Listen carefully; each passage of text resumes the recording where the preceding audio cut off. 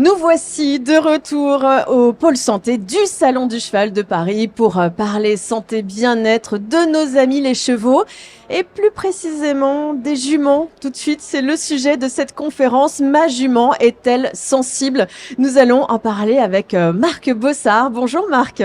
Bonjour. Troisième jour de salon. Oui, Qu'est-ce que tu as vu dans le salon?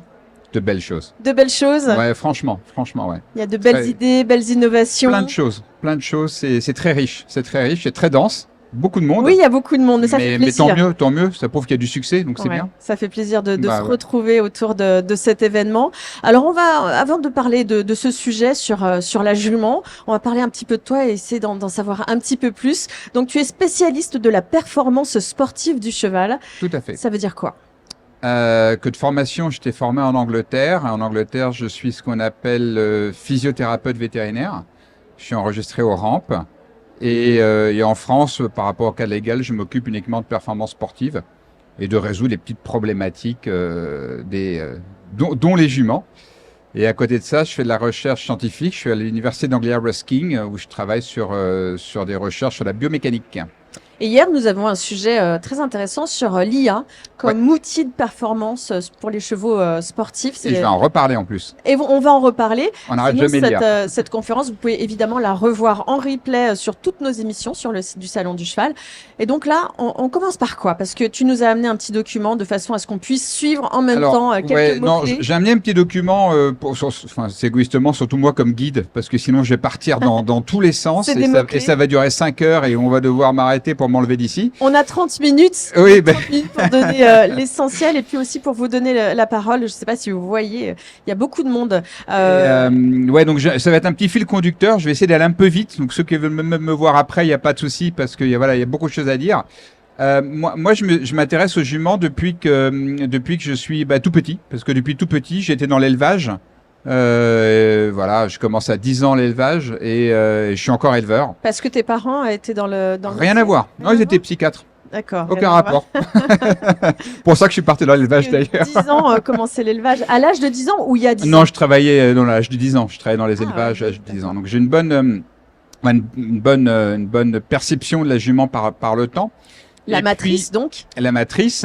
Et puis c'est sacré. Pour moi, la jument, c'est sacré. Ça, mais les gens qui me connaissent savent que je suis très, très jument.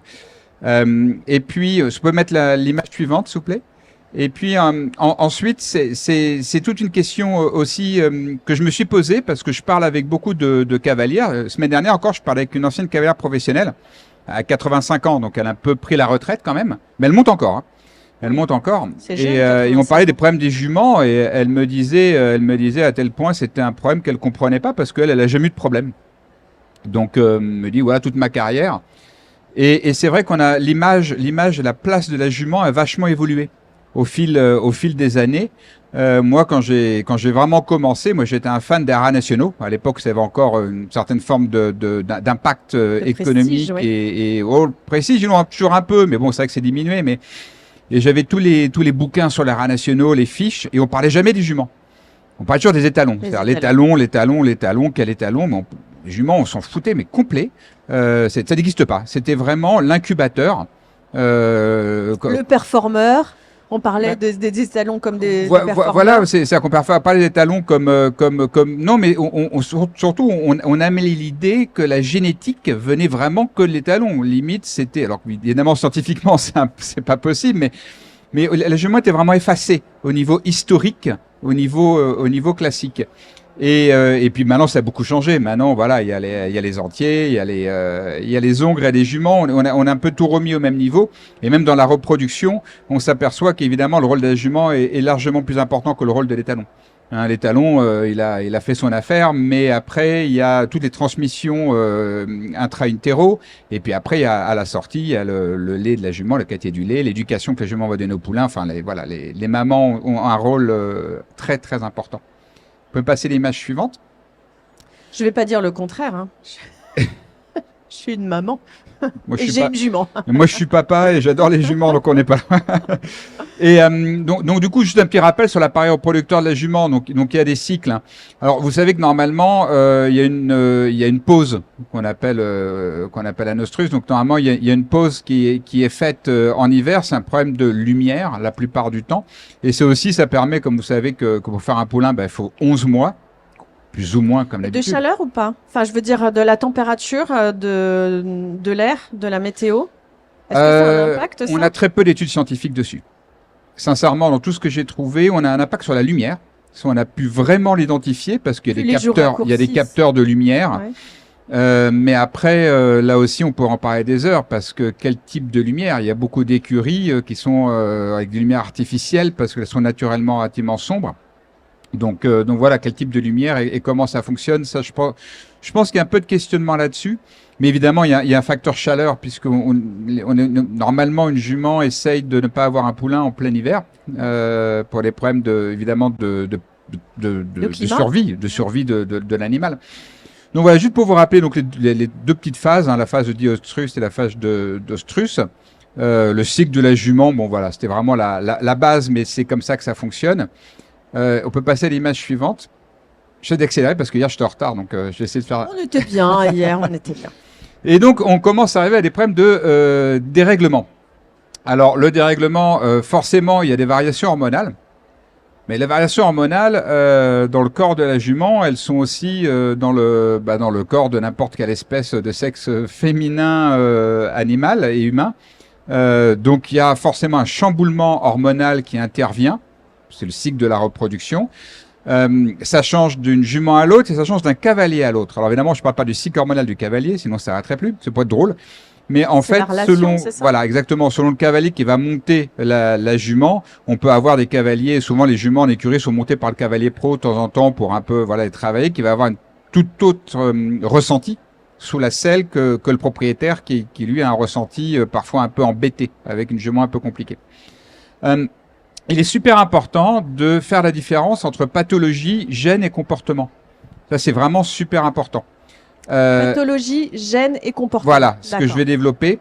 Il y a un truc qui est une petite aparté que je voulais dire, et en plus on a des vétérinaires ici, mais il faut toujours voir par exclusion qu'il n'y ait pas un problème de santé. Donc un problème entre guillemets vétérinaire. Les vétérinaires ne servent pas uniquement à faire des vaccins, ils ne servent pas uniquement quand votre cheval a une tendinite ou c'est panique, il est sur 3 pattes. Il faut aussi communiquer avec eux pour travailler l'aspect de prévention. Et ça, c'est essentiel. Et encore plus sur les juments, vous aurez des doutes. Donc ne pas attendre qu'il y ait le problème et essayer de travailler en amont. Ça, c'est vraiment super important. Est-ce qu'il y a des maladies qui se développent, des maladies ovariennes qui se développent? Je vais en parler, ouais. Malheureusement, oui. Malheureusement, oui, mais là aussi, on n'a pas de statistiques, savoir si c'est plus ou moins. C'est un peu compliqué. Image suivante, s'il vous plaît. Donc voilà.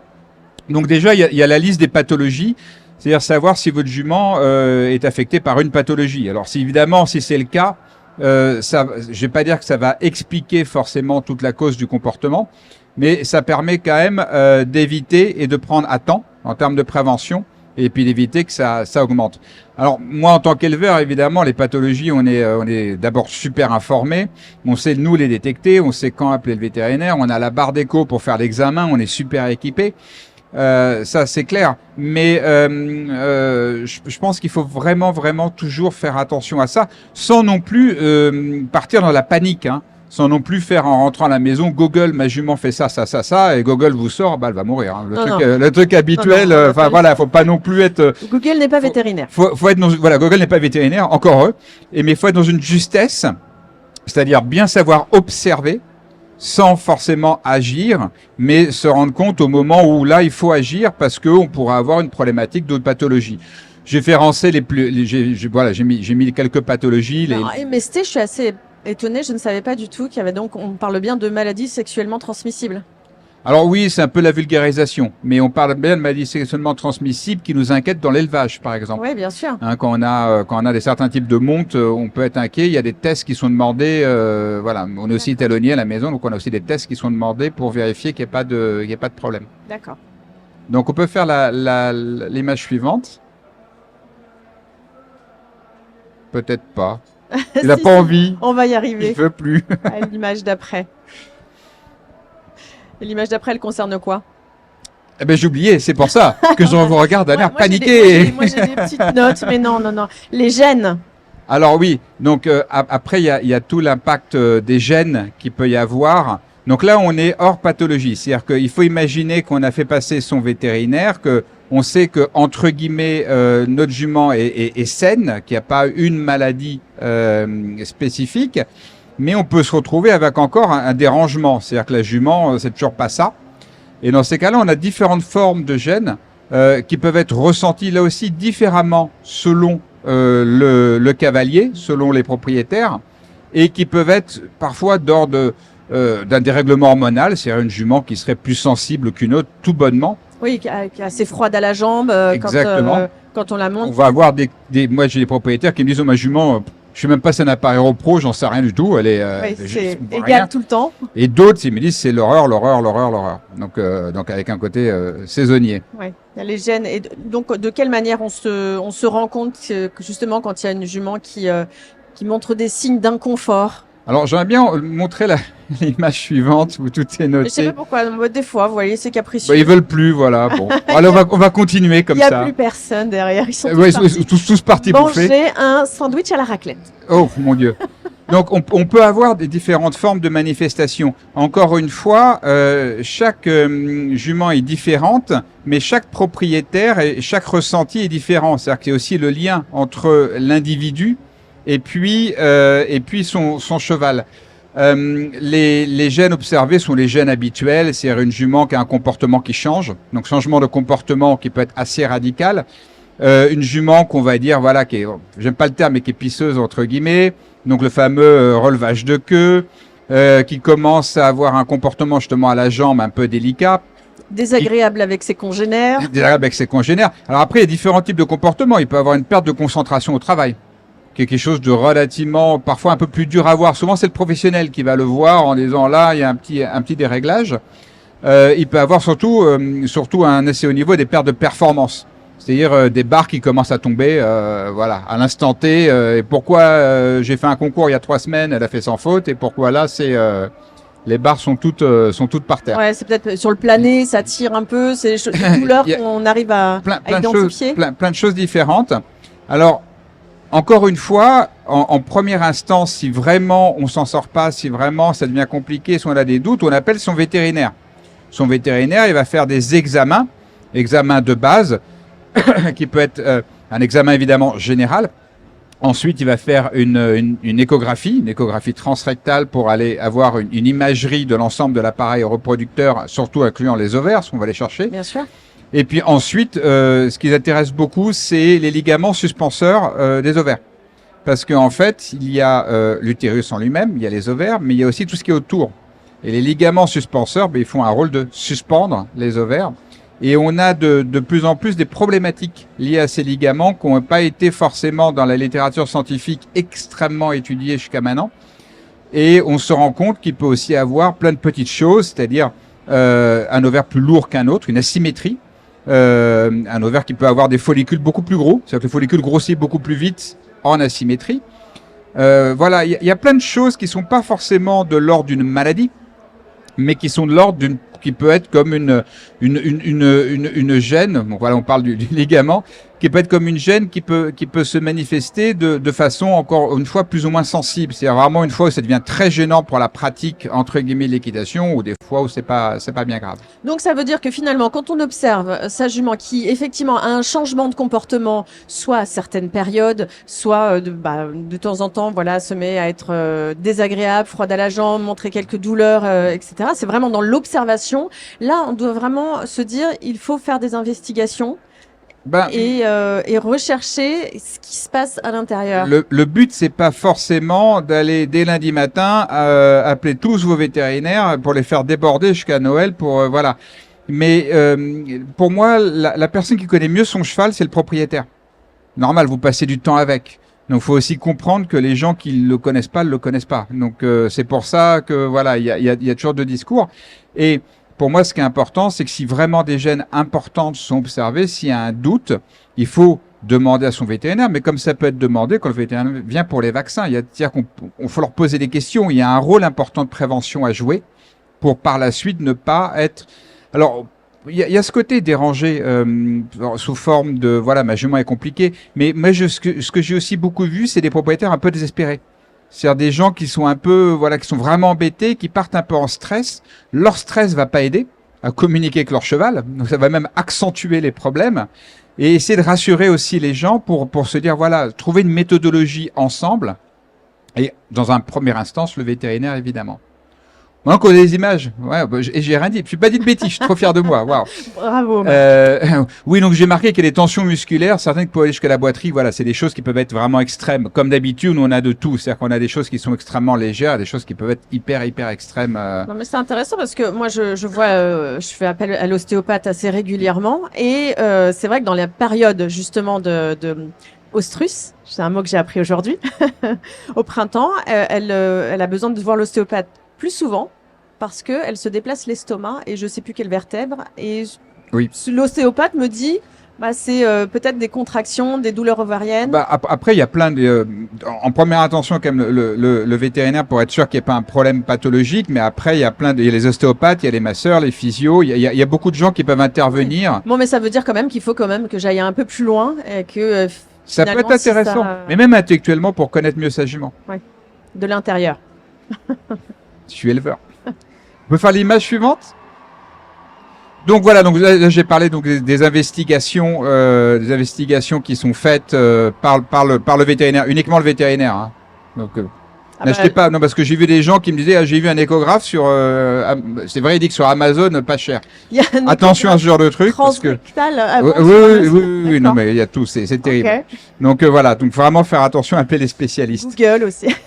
Google et un échographe Amazon, je vous dis pas, c'est bon, ça va être la catastrophe lundi. On peut faire l'image suivante. Donc, j'en ai parlé à plusieurs vétérinaires. Et le premier qui m'a répondu, c'est le professeur Eder, qui est le patron de l'école vétérinaire de l'université du Tennessee. C'est un des plus grandes universités aux États-Unis, et qui m'a dit que c'est surdiagnostiqué. Et ça, c'est vraiment le truc qui revient, qu'on discute beaucoup avec les professionnels de santé, c'est qu'on surdiagnostique parce qu'on veut toujours qu'il y ait un problème avec sa jument et que ça vienne toujours des ovaires. Donc, il y a toujours ce problème de surdiagnostic, ce problème aussi encore une fois, c'est bien de s'assurer que son cheval va bien, mais ça sert à rien dans l'autre sens et partir en panique parce qu'on n'arrive pas à faire un petit croisillon au fond de la carrière parce qu'il y a un écureuil qui est passé d'une branche à l'autre et forcément, c'est les ovaires de ma jument, hein. Les ongres peuvent avoir des comportements très désagréables. À ce que je sache, un ongre n'a pas d'ovaire, pas encore. Dans les années à venir, peut-être que tout est possible, mais pour l'instant, on va limiter la casse. Aucun commentaire. Donc voilà. Encore une fois, l'échographie de contrôle peut aider. Le professeur Eder, il m'a dit c'est très simple. Moi, il enlève des ovaires. Hein, il fait des ovarectomies.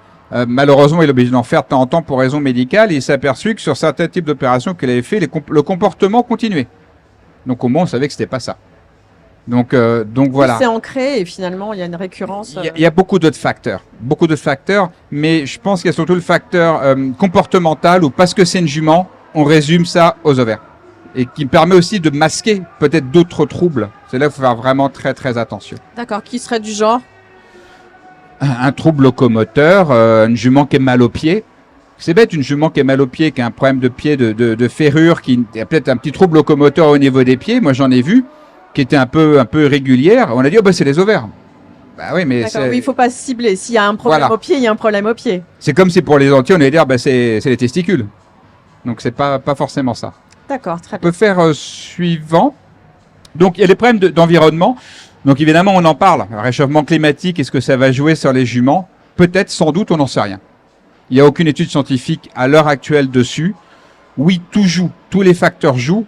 Le facteur de chaleur, le facteur de lumière, le facteur d'humidité, le facteur de pression atmosphérique. Tous les facteurs jouent. Ils jouent sur nous. Donc ils jouent forcément sur les juments qui sont encore plus dépendantes d'un cycle naturel. Nous, on l'est plus du tout. Donc tous ces facteurs ont un rôle. Et après, il y a aussi du bon sens. Ça, c'est un truc que moi j'aime bien dans le cheval. 90% des réponses, je les ai grâce au bon sens. C'est présence d'un entier dans l'écurie. Ça m'est déjà arrivé d'avoir des juments qui étaient comme il faut, Et j'ouvre et je fais coucou. Et là, je vois un entier qui joue de l'autre côté du box. Ça peut être un facteur qui va pas aider le comportement de la jument. Ça veut dire c'est stimulant, c'est ça? Bien sûr, bien sûr. Un travail intense. Il faut aussi savoir écouter son cheval. Des transports fréquents, des concours fréquents.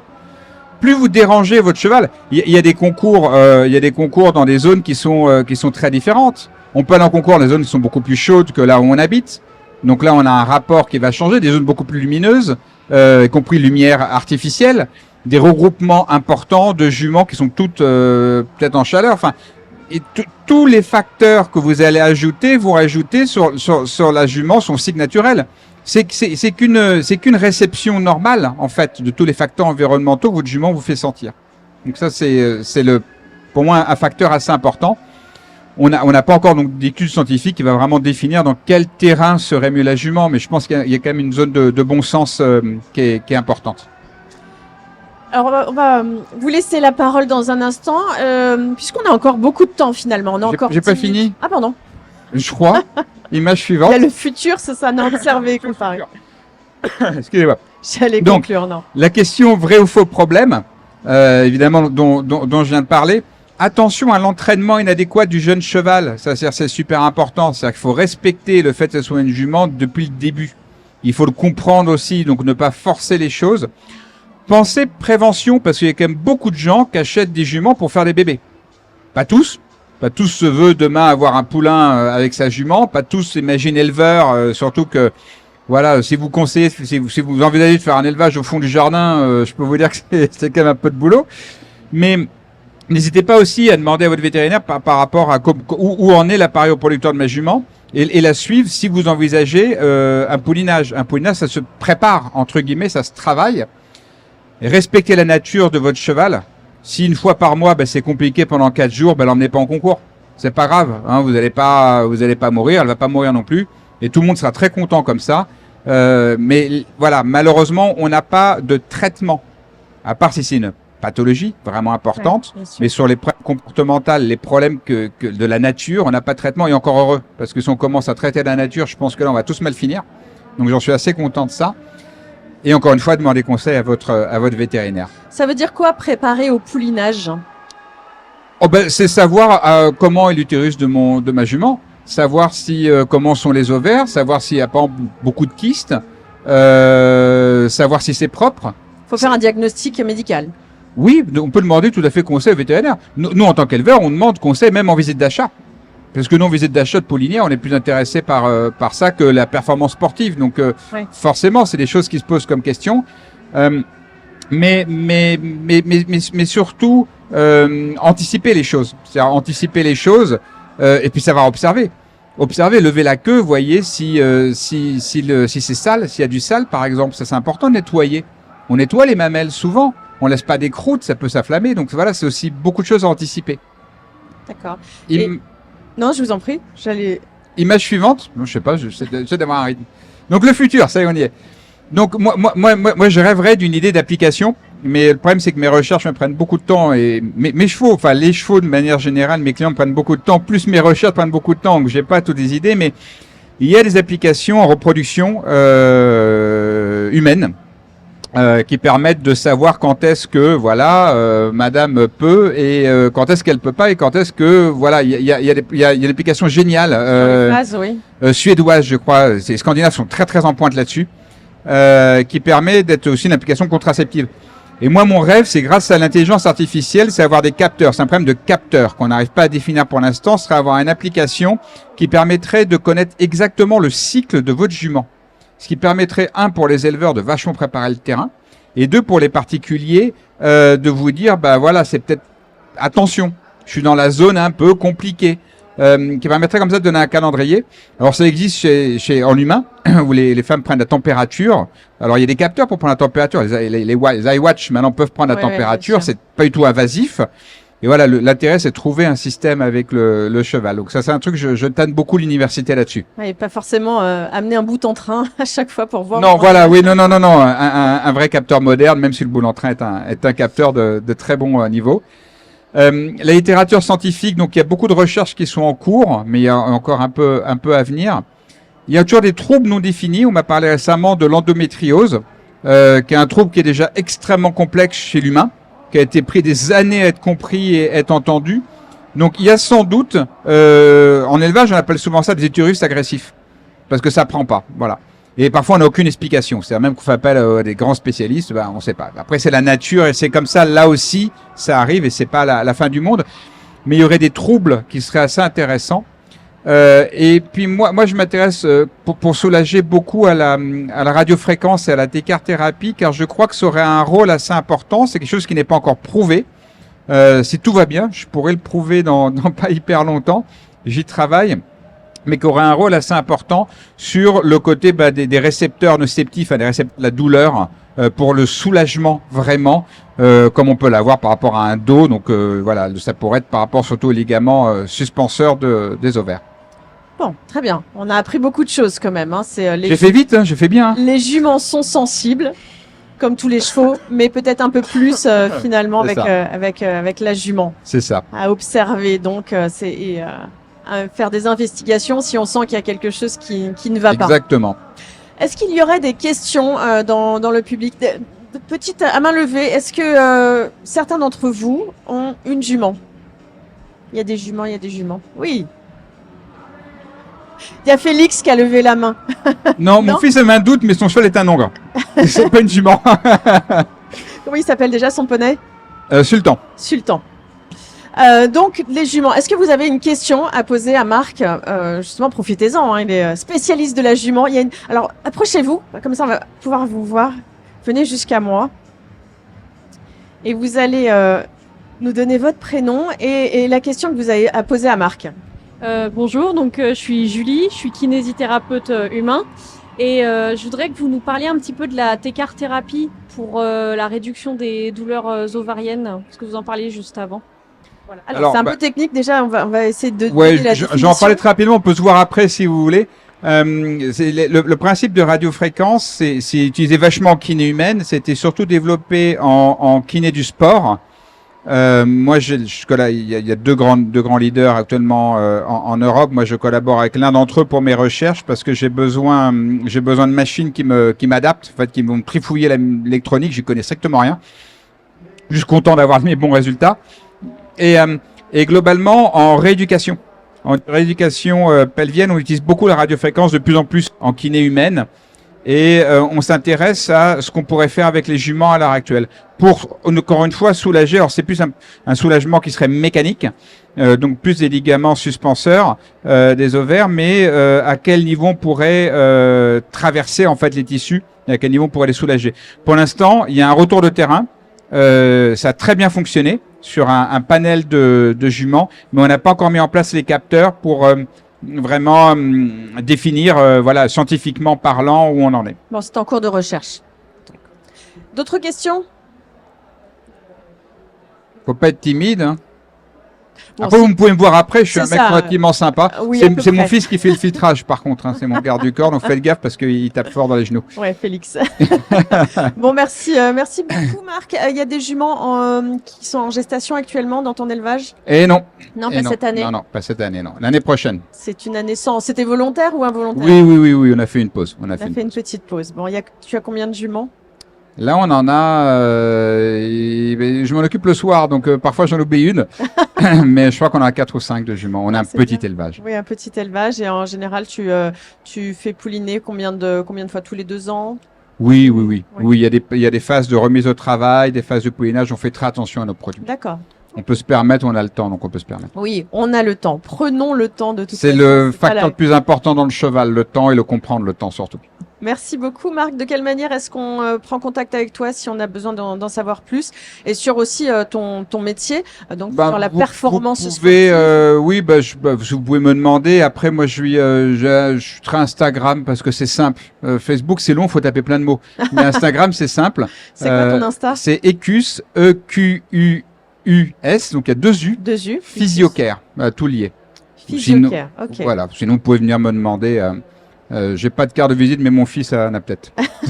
C'est mon agent, il prend la com. Oui, on précise effectivement sur ton Insta parce que si celles et ceux qui n'ont pas eu la chance de venir ici assister à cette conférence au cœur du Salon du Cheval, eh bien nous regardent, ont envie de prendre contact avec toi, voilà.